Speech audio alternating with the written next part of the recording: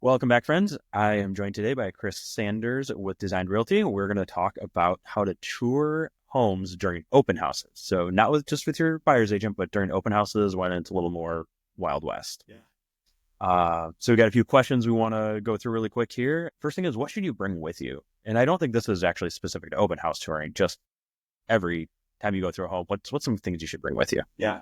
Usually the list isn't very long. And first and foremost, I tell buyers bring slip-off shoes. As a broker, I am constantly taking my shoes off, which is why I essentially only own slip-off shoes. Outside of that, I really like to give my buyers a stack of my business cards to hand to the listing agent. It's a trick I stole from you, actually. I think it's important to lay the foundation that open houses are just a sales funnel for the listing agent. Yes. In the house. The only thing they care about is getting your phone number and your email so they can follow up and try and convert you as a client, which is why listing agents are usually so annoying. Yes. But these are really the only two things I usually recommend people bring. And generally, if you hand the business card, they're just going to not even bother. And it actually, I think the slip-on shoe, one thing that I think is funny is when you walk in and you're there trying to struggle to put those shoe covers on or on, that's actually a time for the agent to kind of corner you.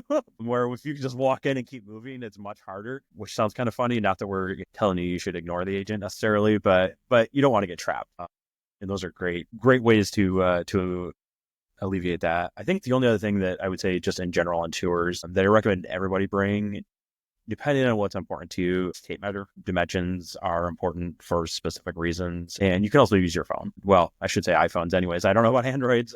You can measure walls and stuff. And I think really the only reason generally, like I said, unless you have something specific, might be if you want bigger bedrooms. We'll talk about staging here next, actually. Maybe this is a good segue into it, but staging can make rooms feel bigger or smaller. And when you're comparing, you can very easily be deceived and you might write down large bedrooms, but it's because all the furniture is small. Where if you're actually measuring, then you can do an actual tangible number comparison. But again, it depends on how important it is. Do you care about what the actual dimensions are? Or because I also know if you want big bedrooms, but the house is perfect otherwise and they're not quite as big, you're not going to rule it out. But that does bring us into what do you do with staging, decor, all that stuff? Sometimes sellers are living there and they have all their stuff there, and sometimes they're out and it's beautifully staged. Yeah. Any advice that you give buyers when looking at that? Totally. So a good, well-practiced, well-seasoned real estate broker on the listing side usually will stage a home. Even if it's just partial staging or full staging, there is hard data that shows that it helps homes sell for more and sell faster. So a broker will stage a home. The point of staging is to make the home feel homey, make you feel like you can imagine yourself living there while not detracting from the features of the actual home itself. So if we do go into a home that's done really, really well, and I can tell my clients are kind of gushing over it, I'll be like, staging. Slow your roll. Try and imagine it nice and open. Don't fall in love with the furniture because it usually does complement the house really well. That's the whole point we're doing it. And we're fortunate at Designed Realty to have our own staging companies. Yeah. All of our listings come fully or partially staged, assuming the seller wants that, of course. Right.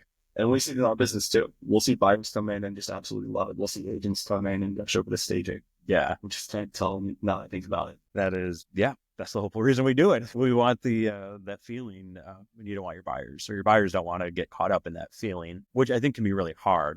Some people can walk in and completely ignore it, and other people really, really struggle to look past the staging both ways, or personal belongings. I mean, if someone's kind of a pack rat and has stuff everywhere, it can also make a house look really, really bad when the house itself is actually pretty decent. Yeah, it can be really hard. And I don't think that there's one way to get past it other than practice. It is one reason, like the measurements and stuff. Looking at some factual things is also one way to kind of distract yourself from that. Like, imagine my furniture there, right? If I can imagine my furniture in the house, then I'm looking past whatever, whether it's staging or the seller's furniture.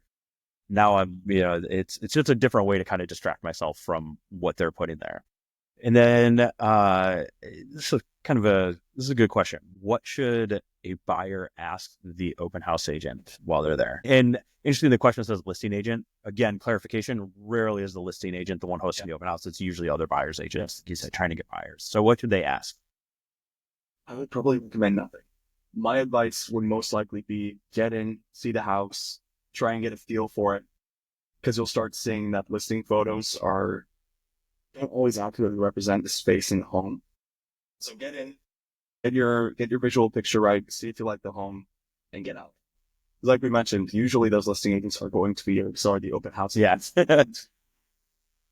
So if you do have questions, give your broker a call. Yeah. And I think the more you interact too, especially if the agent does know there's something that's wrong with, I don't want to say wrong with the house, some things that are less attractive. They're also probably, if they're trying to sell the house, if it is a listing agent, they're probably going to be trying to distract you from the negatives. Yeah. And back to the open house agent probably isn't the listing agent. There's a good chance they don't know jack about that house. Yes. They probably just got a text that morning. Hey, do you want to hold this open house? Yeah. They showed up, don't know anything about it. That is very true.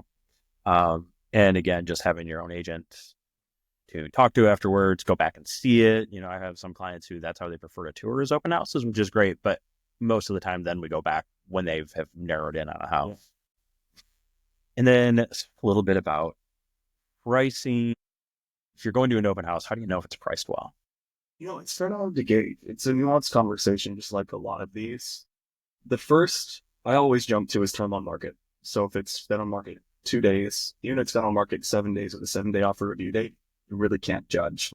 But once they start being on for 2, 3, 4, 10 weeks, that's when you can start to judge. Right.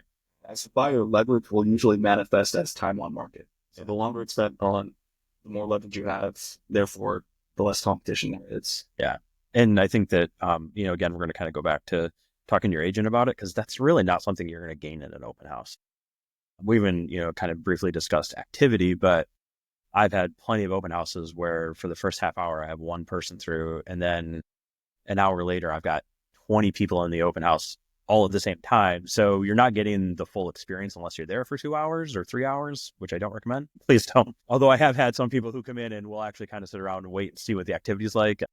They might think you're casing the joint if you spend that much time. But yeah, I think that's just a deeper conversation. Like I said, it's a little more nuanced. There's more that goes into it than what you can find in an open house. And again, if the agent says, oh, we've got all this interest, that kind of thing, it's sales. They're doing a good job. They're doing what they're supposed to, but take it with a grain of salt. So kind of on the casing the joint thing, should I take notes or photos to compare homes? My opinion is, I'll throw mine out there. I think photos, again, I think it's going to make you look a little weird, a little suspicious. And I hate to say that because I don't want to think that everybody just coming through an open house is suspicious in any way. But in today's world, it does happen. And we have actual examples, even locally, of people who are casing homes or stalking agents. Unfortunately, it does happen a couple times a year throughout the country where agents will be murdered at open houses. You don't want to come across as a potential threat to somebody, which I think that depending on how comfortable you are taking photos, if you're, Gen Z who takes video at every single place you go, it's probably not going to look, that weird. But if you're kind of awkwardly taking photos, I think I'd be careful. That's my opinion anyways. I agree with you. I definitely have buyers that are note takers. They're very analytical engineer types. And it makes sense. They get it. Yep. And I think notes are great. Yeah. In fact, this is more for what we call dry runs when we go out and see 3 to 6 homes back to back, whatever we do. I'll actually print out a sheet with each address and a picture of the front of the home, give it to them in a clipboard and a pen. Say, if you want to take it out, still free. If you don't want it, I'll go throw it back in my trunk. Yeah. And it works really well for that. So if you're one of those people and want to take notes at an open house, why not? Yeah. And one thing we talk about once in a while, but I think is really helpful if you are taking notes, a lot of homes will just start blending together. So find something unique about the home, give it a funny name. Yeah. That way you remember, it can be something generic like red door, although half of them have red doors because that's a thing.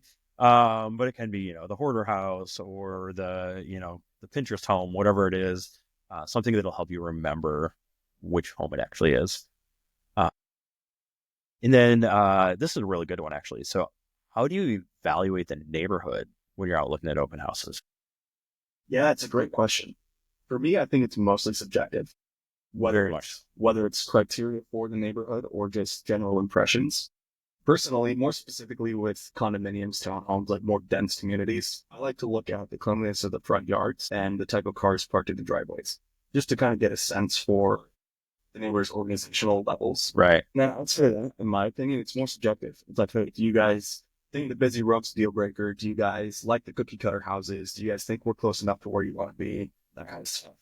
Definitely. I think something that I tell my clients a lot is, if you're interested, walk around the block. It doesn't take a whole lot more than that, but, if you've ever driven through some place and then walked through it, it's a whole different perspective and you pick up on so much more. So even just as you're walking out of the open house, just turn right and go around the block. I think that'll tell you a lot. Like you said, you pick up those observations on the neighbors. Are there noisy neighbors? Are there, messy neighbors? Maybe you don't care. Maybe you have 10 cars in your driveway and you want to be somewhere where you feel comfortable with that. So that, doesn't mean it's a deal breaker, but it's just knowing who they are. And then another thing that probably not everybody loves, but I do tell my clients, if they're really, really concerned about something in the neighborhood, sometimes even schools, if they feel safe, go knock on a neighbor's door and ask them. Most people are friendly. Be careful. Be ready to run just in case, but most people are pretty friendly. Or as they're doing your neighborhood walk, if there's somebody outdoors, tell them you're thinking about buying a home in the neighborhood. What advice do you have?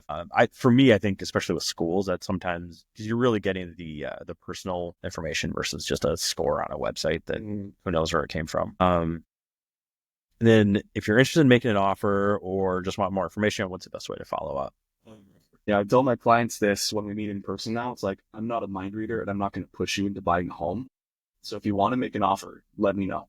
I'll get the gears turning, but for now, we're just going to keep exploring until we find the right place. Yeah. And at this point, you should already have an agent that you're working with. If you're out looking at homes, you're already past the time period where you should have chosen somebody. And, talking to that open house host may or may not be beneficial. You generally don't know who they are. Are you going to work well with them?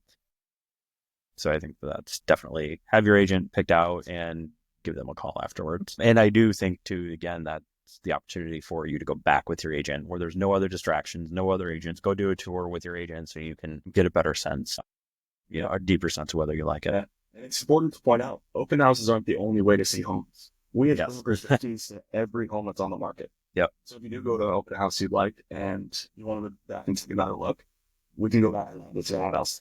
Yeah. And that's really the time where we start looking at red flags, start doing digging, start talking about subjective stuff. Definitely. And that also gives you an opportunity to see it at different times. Yeah. You have little kids and traffic through the community is important. So maybe you want to go at 5:30 p.m. when people are getting off work and the traffic volume is going to be highest. Maybe you don't sleep well and you want to know if there's, anybody having parties every night. So maybe you go back at 8 o'clock and see what the neighborhood looks like. You didn't notice a lamp post right outside the master window when you went to the open house. The one that flickers constantly through the night too. Yeah. Well, this is really good stuff. Hopefully this will help some of these buyers out. And thank you for joining me today and look forward to having you back. Thanks for having me.